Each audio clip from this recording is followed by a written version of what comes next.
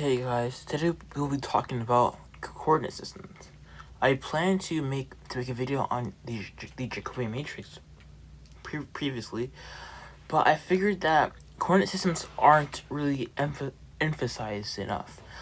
In differential geometry, people tend to just get into the Jacobean matrix before actually discussing what a coordinate system really is. And a lot of people have the false impression that a coordinate system is just your basis, which is not true.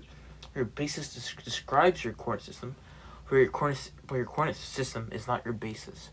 So in this video, we are not going to talk about the Jacobean. We are just going to talk about what a coordinate system really is in depth. So, what is a coordinate system? Well, a coordinate system is a graph that's used to measure things, and the spacing must be even. So, in this coordinate system over here, you've probably seen this one before. It's called the Cartesian coordinate system.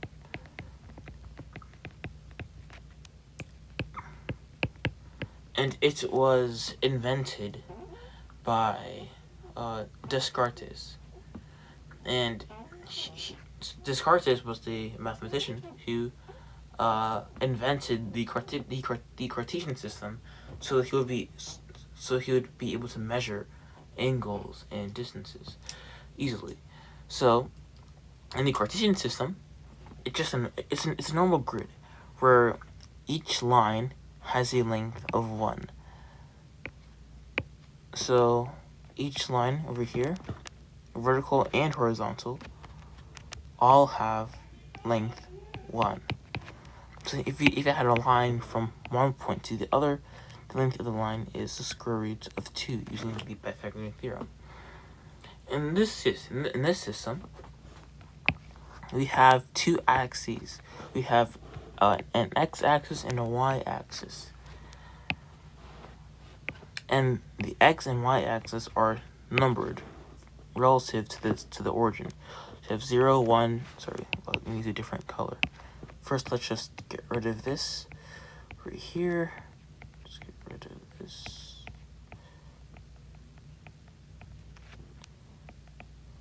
So in this system, we have what color should I use? Orange. You have 0, 1, 2, 3, and then negative 1, negative 2, negative 3, and it goes up, 1, 2, and down, negative 1, negative 2.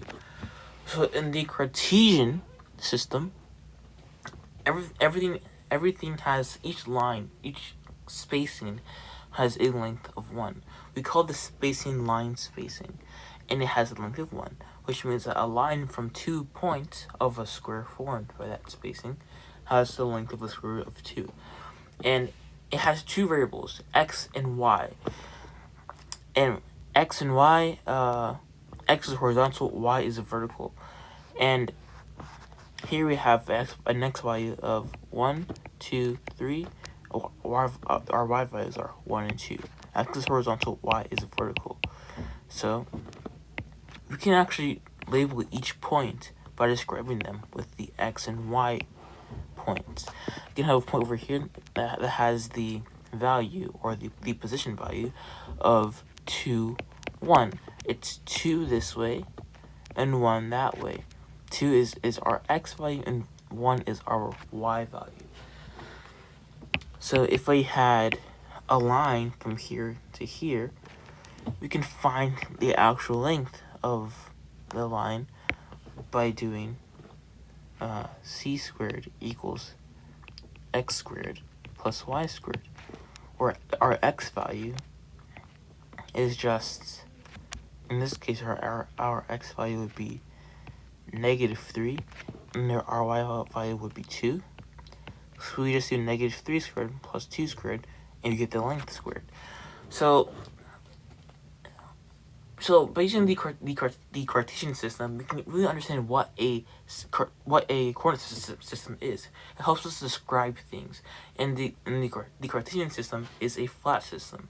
Here you may have, if you've taken multi-level calculus, you may be familiar with this system over here. is called the polar coordinate system. In the polar system, instead of x and y, we have r. We have r and theta, where r is the radius, and theta is the angle. And this polar system, it isn't a box-like system. It's like a spider web. It's a spider web blooming from the tensor, and we can measure this. We can measure the exact same pink line in this new system.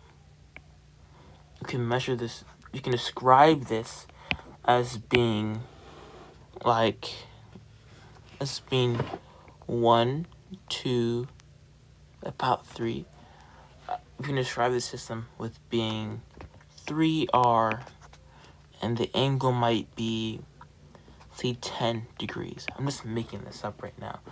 So we describe the system with the radius and an angle. So in the Cartesian system, just to emphasize this, we have a line here. We go x and y. For a polar system, we have this line here, and we go r and theta. That's what we do.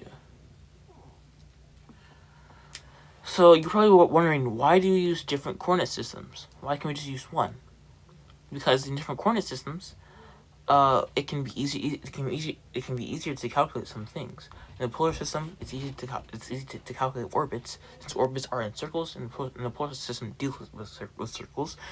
In the flat Cartesian system, it's easy to calculate distances on a Euclidean space, which is like finding the distance between 2 points on the Earth, on local patches of the Earth. So, yeah. And as we can see, this line is the same exact line regardless of what system you're using. If I have a line over here, this line this line stays the same. It doesn't care about your system. Remember, systems are invented by humans. Physical things don't care about what system you use. They must always be the same or invariant under a change of your system, which is called a coordinate transformation. So if I have a line with length of 5, well, then that line should also have a length of 5 in this new system. If it doesn't have the length of 5 in the new system, well, then you're doing something wrong, or the line isn't an actual real line. It may be a pseudo tensor. So I don't want to get ahead of myself, but pretty much physical things should be the same regardless of what system you're using. So to see if we're doing the math correctly, we can try to represent it with different systems and see if our answer is the same. For some things, however, like the stress energy tensor in general relativity, it does not look the same in all systems. It's a pseudo tensor. It's not a true tensor. So yeah, and that's what a system is. But what's the difference between a system and a basis? A lot of students, mostly in linear algebra, they don't really, not really linear algebra, more of a differential geometry. They don't know the actual difference between a coordinate system and a basis. Your basis is not your coordinate system. If I have a Cartesian system, the actual system is the graph itself. It's the actual graph that we are using. This actual graph is the Cartesian system. It's not your basis. It's your coordinate system. It's a graph. Your basis are the vectors formed by that graph. They are formed by the grid lines.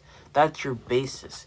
If I have a vector, I can describe the vector in two ways. I can describe the vector with its coordinates, which could be 1 and 1/2 x, which is going to be 3/2 x, and rise 2.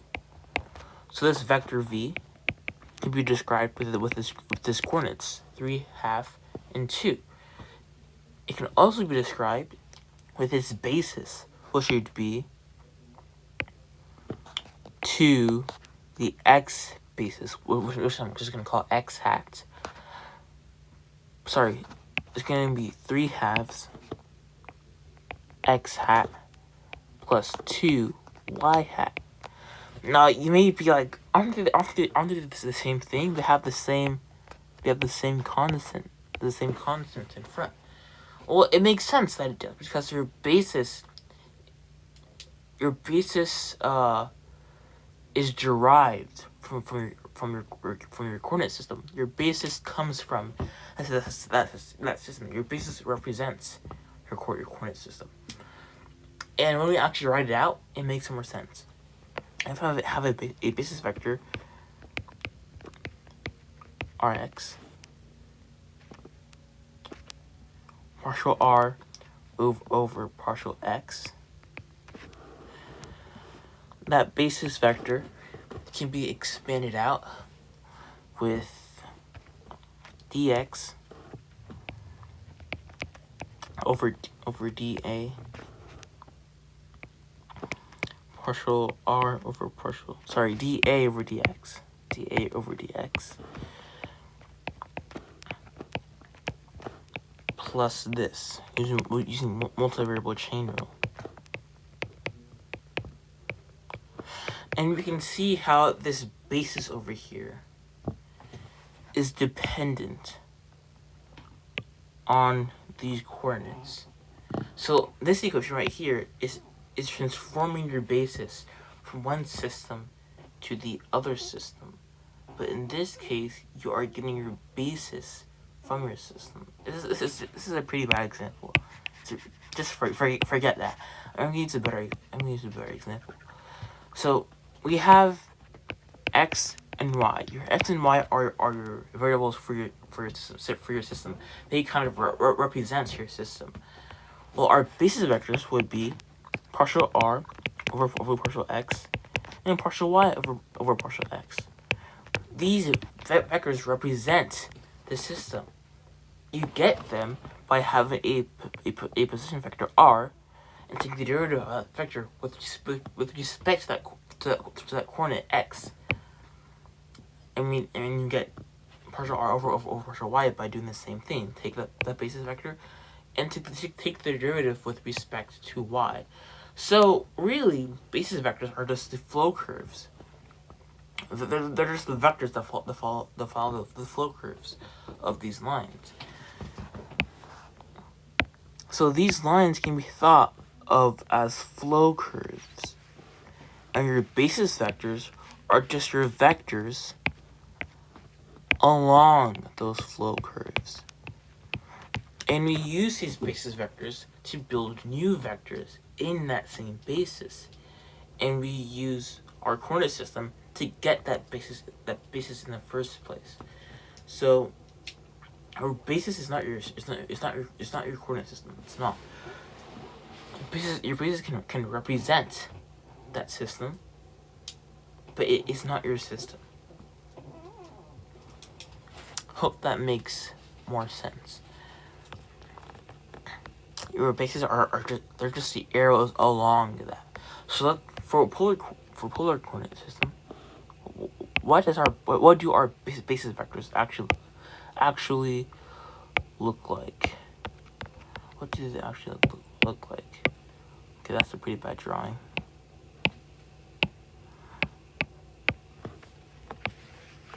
Here is the polar system.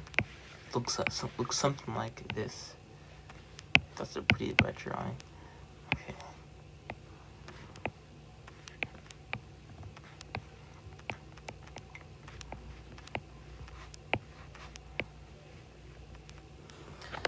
Okay, that's a pretty bad drawing. I'll try to draw a better one. Okay, yes, that's much better. So for our polar system, our basis looks something like this. sorry, not basis, our system, our coordinate system looks like this. And the basis vectors along this system, well, the R, we have the R basis vectors that look like this. They get bigger. Well, they should get bigger as you move away from the center, but I'm not that good of a drawer. And our angle system, they actually look like tangent vectors along these curves, which is why these curves, the coordinate system, they're just the flow curves along these vectors. And this makes sense because we have partial r over partial theta. That's what this is. So if the angle spacing is, well, a function, then dr over d theta is going to give you the tangent vectors along that function, which is why those vectors look like this. They're the tangent vectors along those curves. So we build vectors with basis vectors, which depend on our coordinate system. That is the difference between those two. So I'm not going to spend any more time on that. I'm going to talk about coordinate transformations. What is a coordinate transformation? Well, let's say I have a Cartesian system. Oh, forgot to say, the basis for a Cartesian system is called an orthonormal basis. It's a special basis, where the dot product between the dot product between EI and EJ gives you the Kronecker delta, where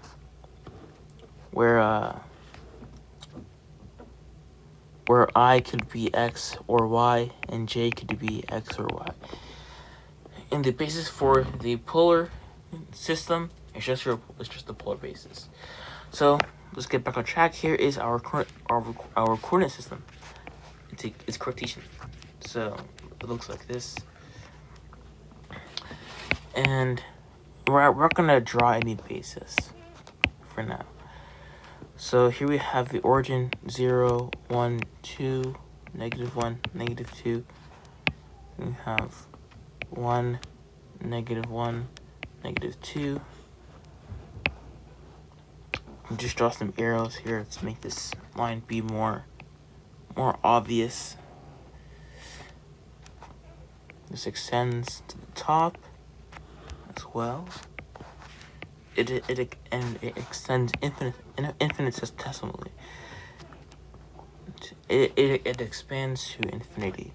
So yeah, that's what our thing looks like. So this is our Cartesian system,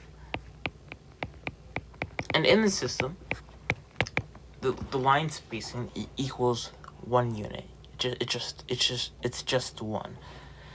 Now, what if I were to transform this system? Like, let's say that I have some dough, some pink dough. I can stretch this. I can stretch this dough out like this. I can transform this dough. I could squish this dough. I could map this dough onto a sphere. I can transform this dough over here. If let's say I transform this coordinate system, this Cartesian system, where instead of x and y, we're gonna transform it into the AB basis, the AB system, not the AB system. That uses A and B, and A equals 2x, and B equals 2y. So this is the equivalent of stretching our system, or compressing the system.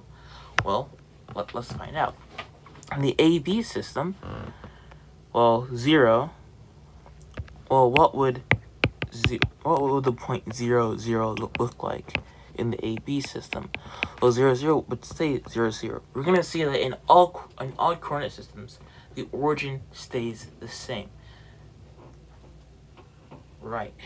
So, what would the point 1, 0 look like in this AB system? Well, the point 1, 0 would be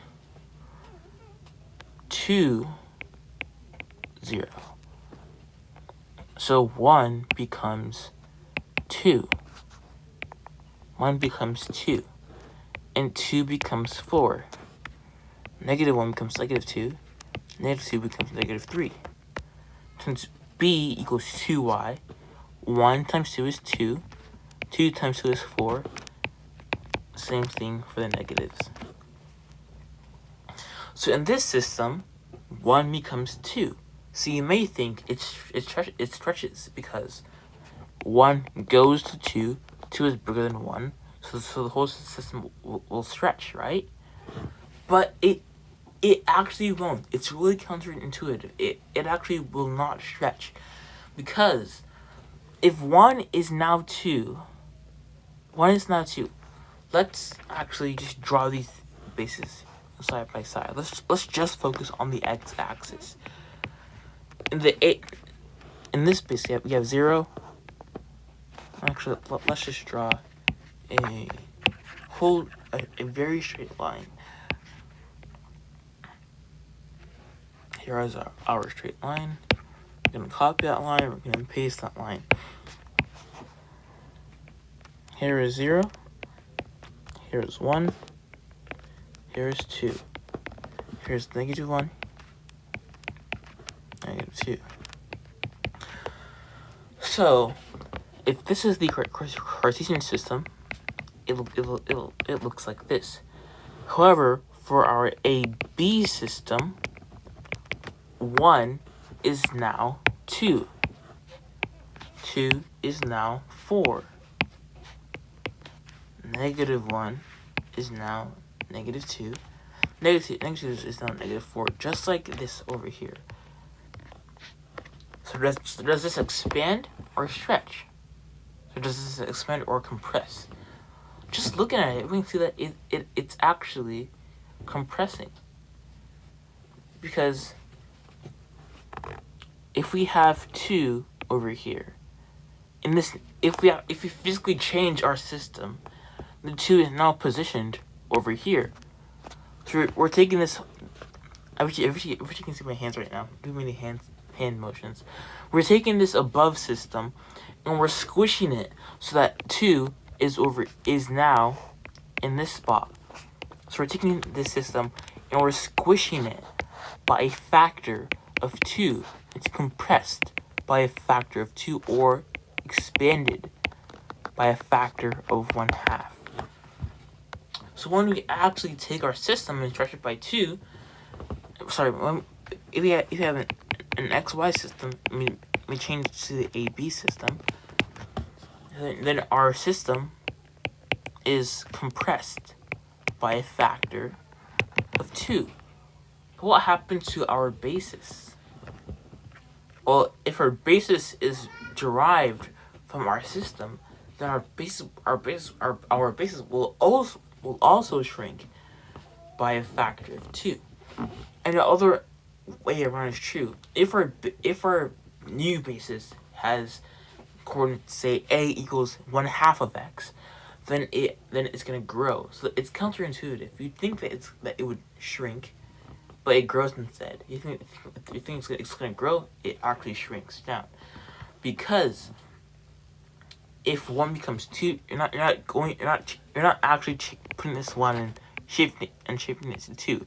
This 1 actually becomes a 2 itself. So yeah, that's how it works. That's the whole deal of coordinate systems. If we have a system x and y, if they both are multiplied by a factor of 2, well, then our basis shrinks by 2.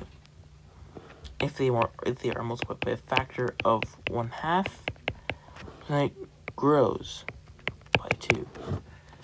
And that is a whole deal with coordinate systems. In the next video, I'll actually be talking about the Jacobian matrix.